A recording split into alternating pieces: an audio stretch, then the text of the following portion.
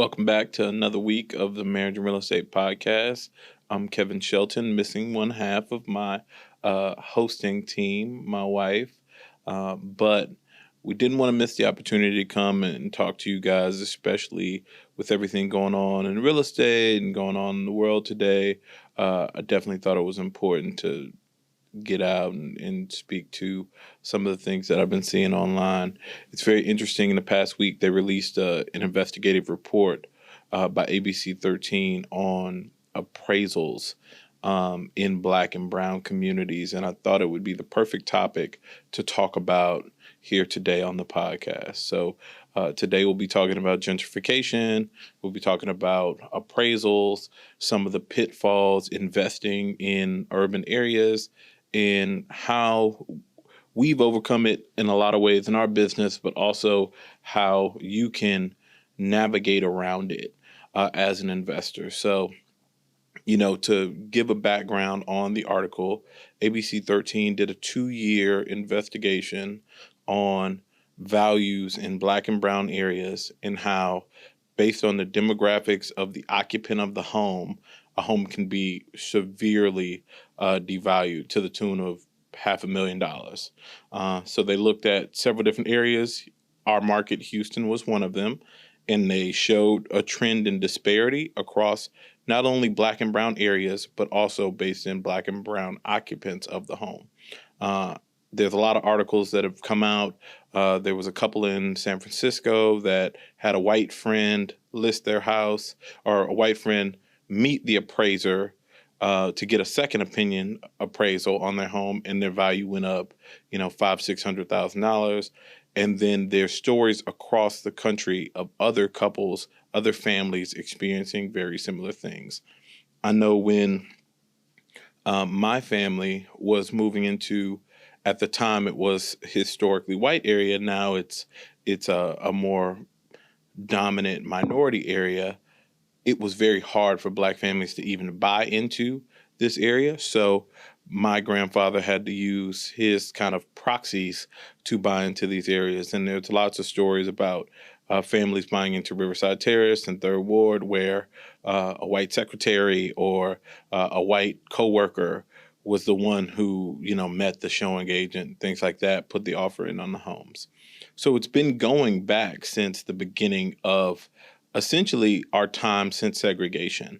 And if you look back at kind of the redlining and what governments and cities did, they wanted to contain minorities, right? They wanted to contain these kind of undervalued groups of people in certain areas called, on the other side of the tracks. So what they did was they drew a red line. And if you're on the wrong side of that red line, you're in the less desirable area. And with that comes being devalued, less property appreciation, higher crime, higher unemployment. All these things are part of being in the lower area. Slower police response, a lot of the things that we still deal with today. It's crazy because there was a wild dog biting in one of the neighborhoods that we build in, and this stray dog bit a little girl. Well, it was a young Hispanic girl who got bitten, and typically police response is 30 minutes, 40 minutes. Well, the family said on the phone that it was a little white girl that got bit, and what they ended up doing is the cops came in, minutes flat. And they were just looking at this response, right? So it's a very real thing. And while there's been lots of work and tons of systems put in place and things to help overcome this disparity, it still exists to this day. So for us, when we used to do fixing and flipping, we experienced this probably the heaviest, right? Because what we were doing was full renovations on properties. We were adding tons of value for the occupant, but we weren't getting those values back on our appraisals. So we lost probably to the tune of $200,000 to $300,000 in just the values of the properties, even though we had signed, sealed contracts on each of these homes.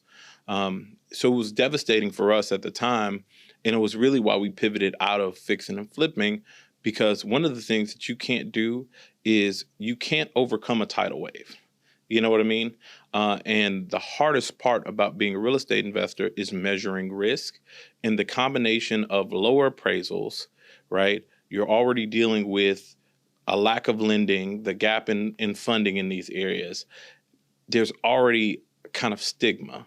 So the work that you're doing in Black and brown communities, while it impacts the community positively, it's not necessarily encouraged or ushered in by the larger, kind of larger community, larger city, right?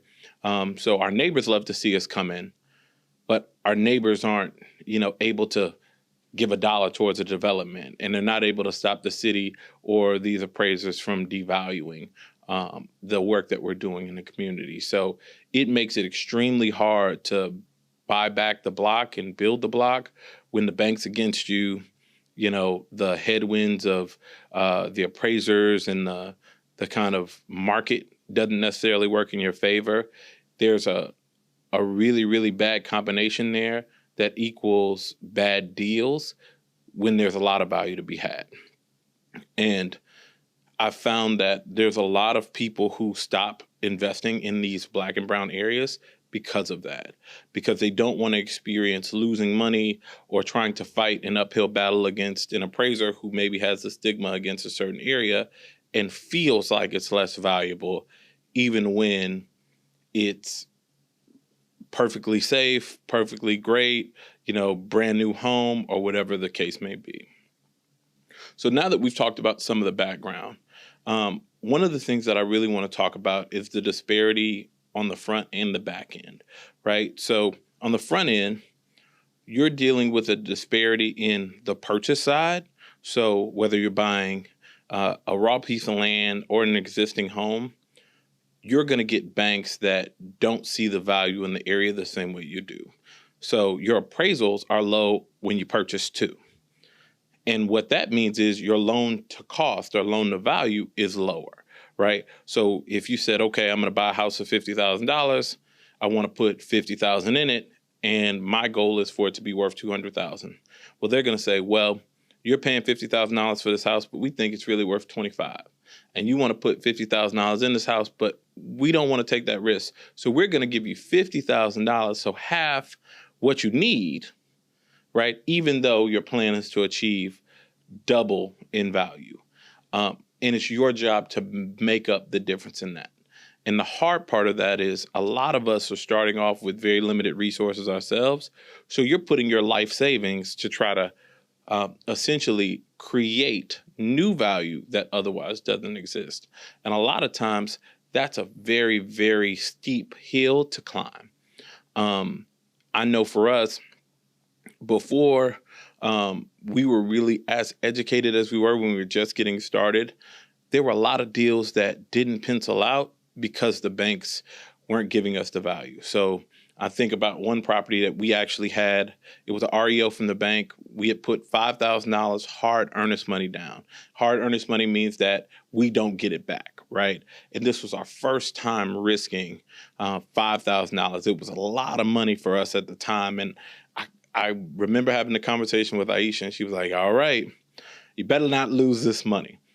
And I said, no, baby. It's a great deal. It's a duplex on a double lot on a great, prominent street. And I'm thinking this is an amazing deal. We're buying this. I want to say we were purchasing the entire thing, both the lots and the house existing, for $50,000, something we wanted as basically like an auction.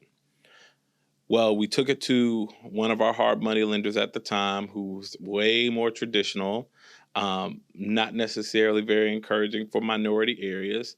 And they came back and said, hey, the appraisal, the as-is value or the as-repaired value, the ARV, came in at I want to say $120,000. Now, we're buying this for $60,000. We still got to put $70,000 in it just to renovate the house. So we would already be upside down.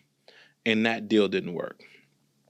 The crazy part about it is when I pass this property all the time now, the land alone on that property is worth almost $300,000 right now. Not the building, just the land. And because at the time we were constricted by what a bank would give us, by the value that somebody else saw in our area, we couldn't do that deal and we lost our $5,000. And I committed to myself that I'd never lose $5,000 again like that.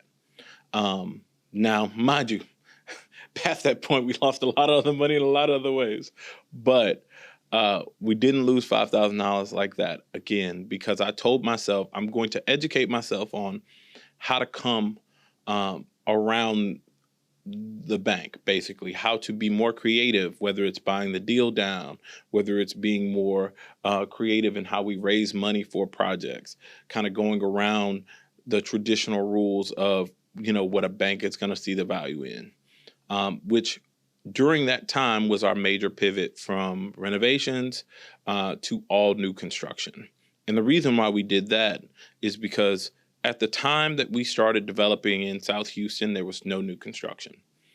And for us, the risk was very little because I'm a builder. So I knew I had the ability to build new construction. There just wasn't many comps around. As we went through our challenges in 2019, we bought quite a bit of land. Well, as we pivoted our business, we had to sell quite a bit of that land. And we kept some and we sold some. The land that we sold to other developers. That became the comps of the new construction that we built our business off of now, right? So other developers were able to take those arrows and take those hits as they establish that new construction market, for then we can come in with the land that we still held and build new construction now that comps out. And that was the saving grace, because the reality of the situation is in South Houston, renovations are still not getting the values that they should. It's still a down market. It's still being undervalued and it's still being underappreciated. But on the new construction side, the comps have built up slowly. So now there's so much competition on the new construction side that it raises the tide for all boats. So that was a creative strategy in which we came to understand that the best way to play the game is on the right side, right? We want to be on the right side of the comps, the right side of the appraisal game, so that we're not losing our shirt trying to fight an uphill battle against a system that was created for us to fail. And honestly, that's exactly what it is. It's a system that was created and sustained for the consistent devaluing of Black and brown areas. That's how the system was designed. So while we can complain about it, it doesn't change what it is. So the only way that you can navigate it is to understand what the landscape looks like, and then you buy your deals better, you get more creative in how you finance, and you go forward fully aware that the deck is stacked against you. And that's how we played the game ever since. And for us, it's worked out, but it's still a hard battle. We fight for every sale. We fight for every construction loan. We fight for every appraisal, even though it's a more established market, because you still get those wild cards that come in every now and then and go, oh, who's your buyer? Oh, where are y'all? Yeah, nobody's going to want to live here. Mark it down 20,000. Yeah, there's trash on the streets. Mark it down 20,000. Yeah, those are some seedy people standing over there. Mark it down 20,000.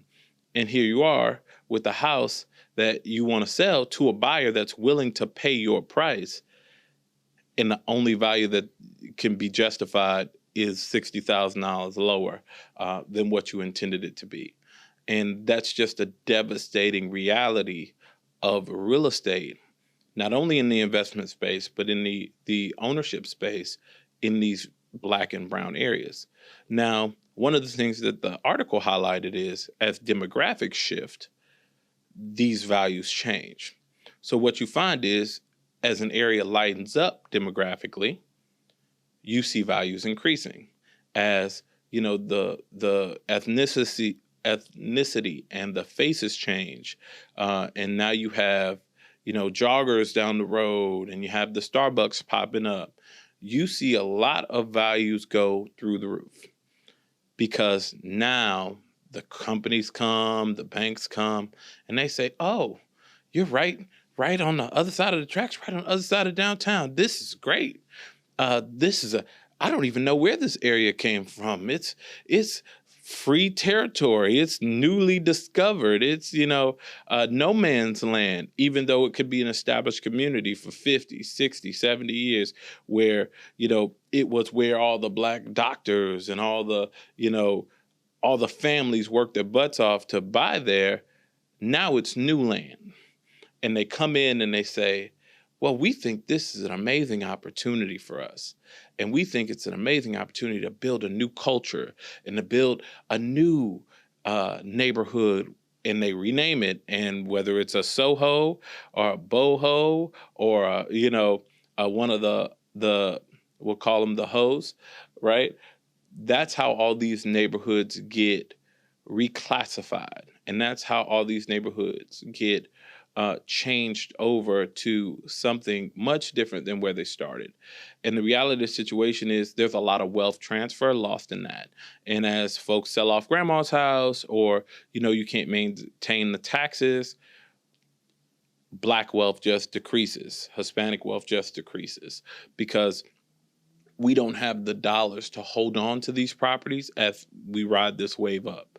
A lot of times we have to let them go in order to just maintain our households. And that's a travesty. We believe in development without displacement. So one of the things that we focus very heavily on is instead of tearing down grandma's house, we want to teach grandson or granddaughter or daughter to keep grandma's house. To, here's how you pay the taxes. Maybe you got to put a payment plan in place. Maybe you need to put a tenant in place. Maybe you need to, work with the city on some of the programs to rehab the property, something like that. That way, you don't lose the wealth transfer, right? Secondly, we're going to take this blighted land, and that's where we're going to build new construction. So instead of tearing down grandma's house and putting 2 new townhomes or a new $1 million house, we're going to take that empty lot with the tires and the trees and the trash, and we're going to clean it up. And we're going to build something new there that adds to the neighborhood, doesn't take away.